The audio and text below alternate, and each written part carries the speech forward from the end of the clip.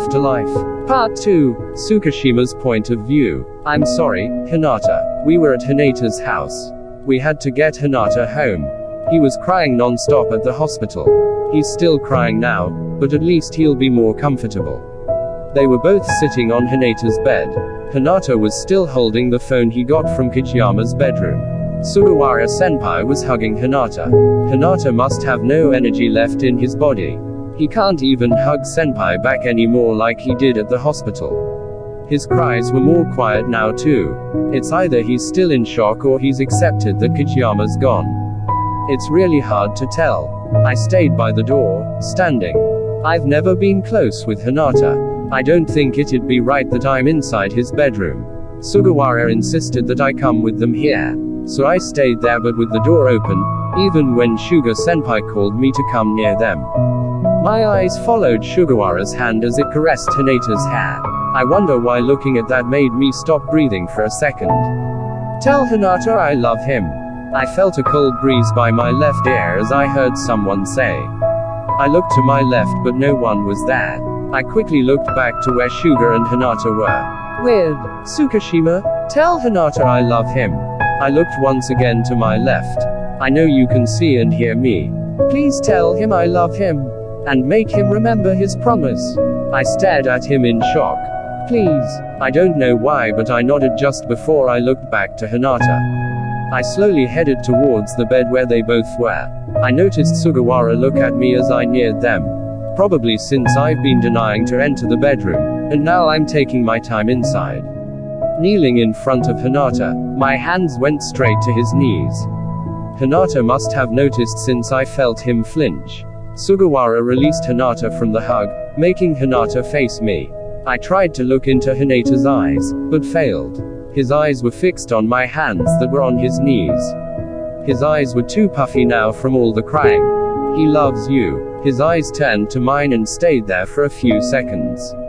He wants you to remember your promise. His arms flew instantly and wrapped around my neck. He was nodding enthusiastically while sobbing. I can feel Sugawara's stare as I hugged Hinata back. Look out for him, for me. I heard Kijiyama say. I nodded. It's been over a couple of weeks after Kijiyama's passing. I've been hanging out with Hinata most of the time.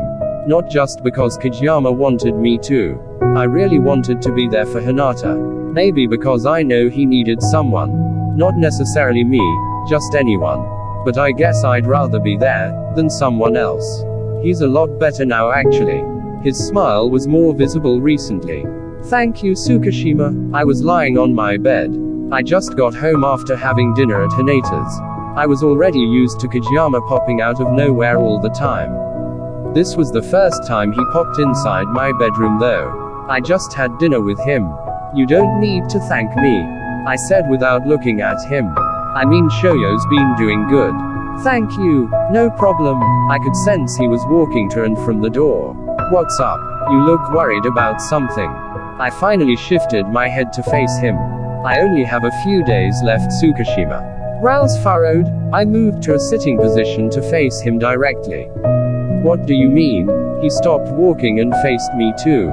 His face was serious. Usually, it was either sullen because he misses Hinata, or happy because Hinata was doing okay despite his absence. Now, there was worry and sadness. I stayed because I was worried for Shoyo. He's gonna be okay. Don't worry that much. I know, so I'm gonna be leaving soon. Wait, really? I'm going to miss Shoyo. How he smiles. How he plays volleyball. How he takes care of me. How he makes everyone feel special. I literally spaced out. I think I gave out a smirk when I said that. But I was thinking of Hinata. Flashbacks kept popping on my head. How he's used to be everyone's sunshine. Mine, even. I just didn't want him to notice that I've been eyeing him ever since. It's just that he's already with Kijiyama. And knowing my reputation, he'd probably be thinking I'm not worth his while. Wait, do you like him? That question cut me off my spacing out. My eyes blinked too much in such a fast pace when I got back from spacing out. No, of course not. My voice was really high-pitched, I noticed. Baka K. I saw Kijiyama run towards me. He aimed at pushing me by the shoulder, but his hand went right through me. He stumbled, almost falling onto the bed right next to where I was sitting. This part of the afterlife is what I really hate. I can't touch anything. I can't even punch you for liking shoujo. I don't. You can't fool me, Tsukishima. I've been beside you for days. I've seen how you look at shoujo.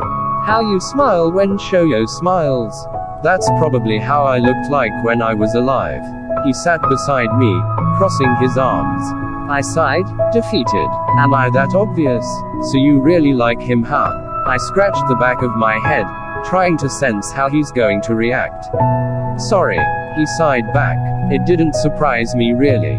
That statement took me by surprise. He knew, really. I kinda sensed it even then. It's more obvious now though. Since I'm always with you. You want me to stop hanging out with shoujo? I'd totally understand. When I looked at him, there was this small smile on his lips.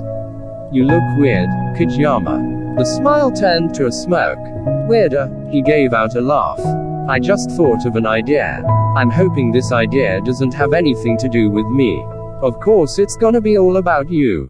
I tilted my head in confusion. And shoujo, and it has to happen before my time here ends.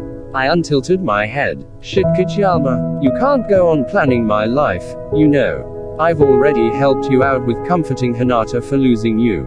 I'm not going to help you do anything more. Got it? But you like being with shoujo, right? Well, yeah, but. So just shut up. I have a plan.